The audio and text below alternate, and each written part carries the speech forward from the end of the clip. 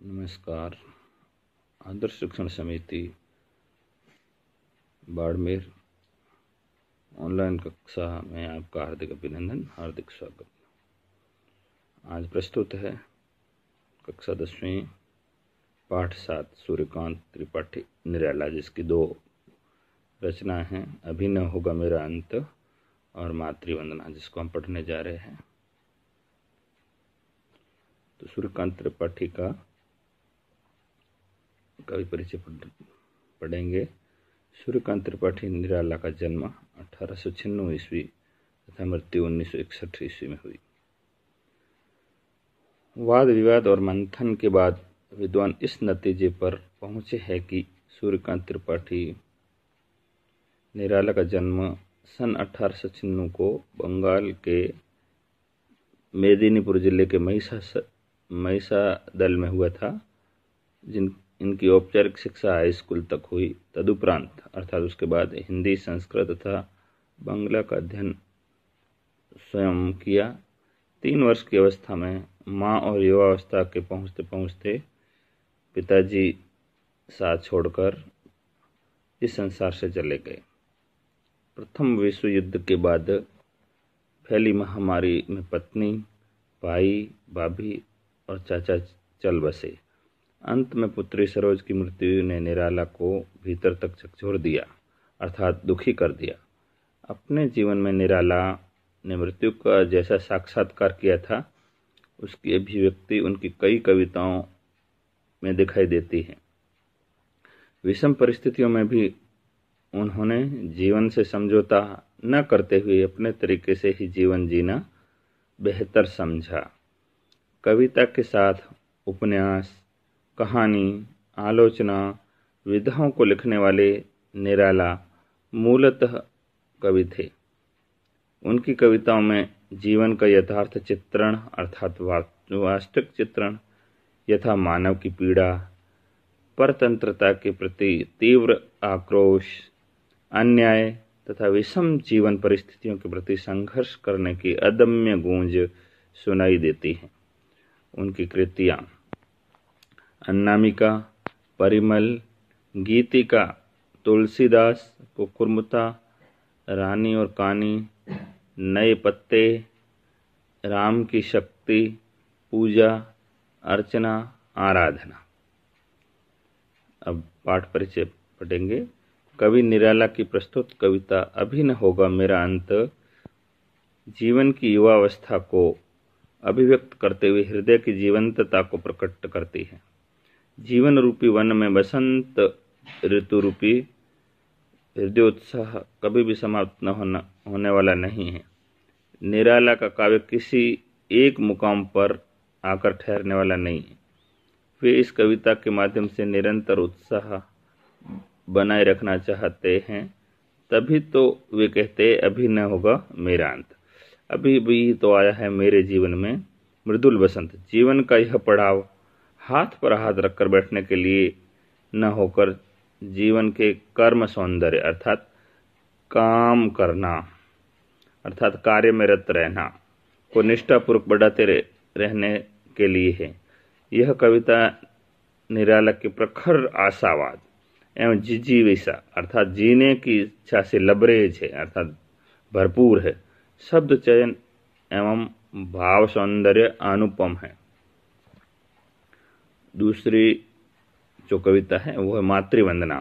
इस कविता में निराला का राष्ट्र प्रेम मुखरित हुआ है, जिसमें वे अपने अर्जित सभी कर्मों को माँ भारती के चरणों में अर्पित कर अपने को धन्य महसूस कर रहे हैं। जीवन पथ के सभी विघ्न बाधाओं को पार करता हुआ माँ की सेवा में अपना बलिदान कर उसे हर दुख से मुक्त करना चाहता है। विनय शिल्प में लिखी गई है एक अद्भुत कविता है। इस पाठ के कुछ कठिन शब्दार्थ हैं, जिनको हम देख लेंगे और लिख लेंगे अपनी उत्तर पुस्तिका में। मृदुल अर्थात मनोहर, सुंदर। श्रम अर्थात परिश्रम या मेहनत। लालसा, इच्छा। शकल, सारा। स्वप्न, सपना। संचित, कमाया हुआ, पात पत्ते, उर हृदय, यौवन युवावस्था या जवानी। आज हम प्रथम कविता अभी न होगा मेरा अंत, इसका अध्ययन करेंगे। अभी न होगा मेरा अंत, अभी अभी ही तो आया है मेरे जीवन में मृदुल बसंत, अभी न होगा मेरा अंत। हरे हरे ये पात डालियां, कलियां कोमल गात, मैं ही अपना स्वप्न मृदुल कर फेरूंगा निद्रित कलियों पर जगा एक प्रत्युष मनोहर। इस कविता में कवि एक आशावादी जीवन का भाव सब में जगाने के लिए कहते हैं कि अभी न होगा मेरा अंत, अर्थात अभी मेरी मृत्यु नहीं होगी, क्योंकि अभी अभी ही तो आया है मेरे जीवन में मृदुल बसंत, अर्थात आनंद देने वाला बसंत, अर्थात यौवन काल, जवानी जो ये अभी अभी आई है, इसीलिए अभी मेरा अंत नहीं होगा, ऐसी उम्मीद कवि कर रहे हैं। और कहते हैं हरे हरे ये पात डालियां कलियां कोमल गात, और जिस प्रकार बसंत ऋतु में चारों ओर डालियां हरी भरी होती है वृक्षों की, और पुष्प खिलते हैं और ठंडी मधुर हवा चलती है, इसी प्रकार ये जो अब यौवन अवस्था है ये पूरे चरम यौवन पर है। और इसी अवस्था में मैंने जो ये लिखना प्रारंभ किया है, तो इसमें मुझे उम्मीद और आशा की किरणें हैं। मैं ही अपना स्वप्न मृदुल कर फेरूंगा निद्रित कलियों पर जगाए प्रत्युष मनोहर। तो मैं अपनी इस यौवन अवस्था में राष्ट्रभक्ति से परिपूर्ण, निराशा से आशा की ओर बढ़ने वाले ऐसे ही सपनों को मैं जगाऊंगा, और निद्रित कलियों अर्थात जो सोए हुए अर्थात आलस्य युक्त लोग हैं, उनमें भी एक आशा उम्मीद की किरण जगाऊंगा कि वह आलस्य छोड़कर और अपने लक्ष्य की ओर बढ़ेंगे, तो उनको जरूर लक्ष्य प्राप्त होगा। सरलता इस प्रकार है। इस कविता में कवि कह रहे हैं कि अभी मेरा अंत नहीं होने वाला, अभी तो मैंने साहित्य सृजन अर्थात लेखन प्रारंभ किया है। जिस प्रकार बसंत ऋतु आने पर प्रकृति में उमंग व उल्लास का वातावरण होता है, मेरे जीवन का भी यौवन काल है, अर्थात जवानी जो जोश से भरा है। अभी तो अंत के बारे में सोचना ही व्यर्थ है। कवि के मन और जीवन में हरियाली और उत्साह छाया है। कवि हरे हरे कोमल शरीर वाले वृक्षों और पौधों को देखकर हर्षित हो रहा है। मन में अपने सपनों को पूरा करने की कल्पनाओं को काव्य लेखन द्वारा आलस्य में पढ़कर अपने जीवन में जो निराशा भरकर बैठे हैं, उनमें फिर से उत्साह का संचार करने के लिए जिस प्रकार बसंत कलियों को खिलाता है, उसी प्रकार निराश जीवन में उत्साह जगाऊंगा, ऐसा कहते हैं। आगे कवि निराला कहते हैं कि बसंत ऋतु में पुष्प खुलते हैं और प्रकृति का वातावरण आनंदमय होता है। उसी प्रकार मैं भी निराश और अलसा जीवन में आशा और उत्साह का संचार पैदा करूंगा। अगला है पुष्प पुष्प से तंद्रा लालसा खींच लूंगा मैं, अपने नव जीवन का अमृत सहज सींच दूंगा मैं, द्वार दिखा दूंगा फिर उनको, है मेरे वे जहां अनंत, अभी न होगा मेरा अंत।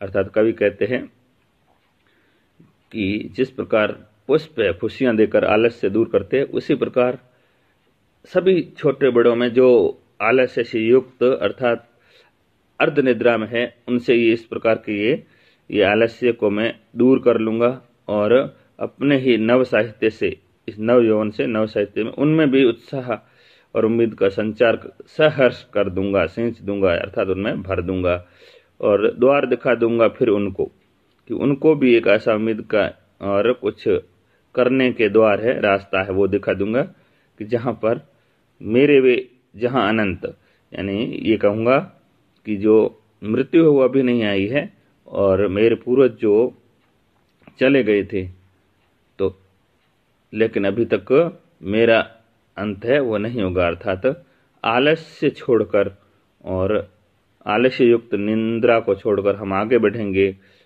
आशा और उम्मीद और उत्साह के साथ आगे बढ़ेंगे, तो हम अपने जीवन को सफल बना लेंगे। अर्थात आलस्य में पढ़कर जो अपना जीवन है उसका जो अंत कर रहे, वो अंत अभी नहीं होने वाला है। इसका ये जो सरलार्थ है ये है, इसको आप पढ़कर और अच्छी तरह से समझ सकेंगे।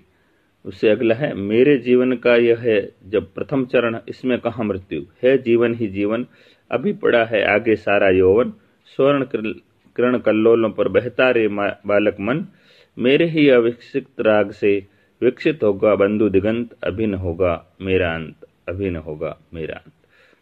कवि कहते हैं कि मेरे जीवन का तो ये प्रथम चरण है, अर्थात अभी युवा अवस्था आई है तो इसमें मृत्यु कहाँ है, इसमें तो अभी पूरा जीवन पड़ा है, जीवन ही जीवन है, अभी पड़ा है आगे सारा यौवन, और पूरी जवानी तो अभी तक मेरी बाकी ही है।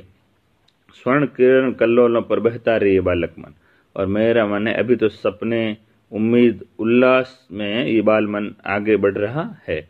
मेरे ही अविकसित राग से, अर्थात अभी जो मैं ये अपनी रचना लिख रहा हूं, इससे ही विकसित होगा बंधु दिगंत, अर्थात सारे जो बंधु है जिनमें जो इस प्रकार की निराशा थी वो दूर हो जाएगी उनकी, और मैं उम्मीद करता हूं कि मेरा अभी अंत नहीं होगा, अर्थात जो ये जवानी आई है, यौवन आया है, ये अभी खत्म नहीं होगा।